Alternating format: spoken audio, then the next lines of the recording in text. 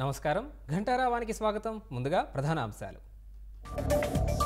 పింఛన్ల కోసం రెండో రోజు అవాతాతల అవస్థలు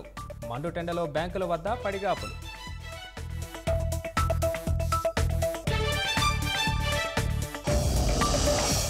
పింఛనర్ల ప్రాణాలతో జగన్ సీఎస్ రాజకీయం చేస్తున్నారన్న చంద్రబాబు తక్షణమే లబ్ధిదారులకు ఇంటి వద్దనే అందించాలని డిమాండ్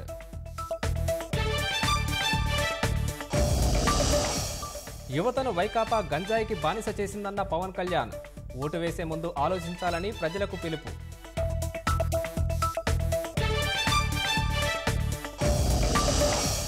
ఓటమి భయంతోనే తోపుదుర్తి దాడులు చేస్తున్నారన్న సునీత రాప్తాడులో ఒక్క అభివృద్ధి కార్యక్రమం చేయలేదని ఆగ్రహం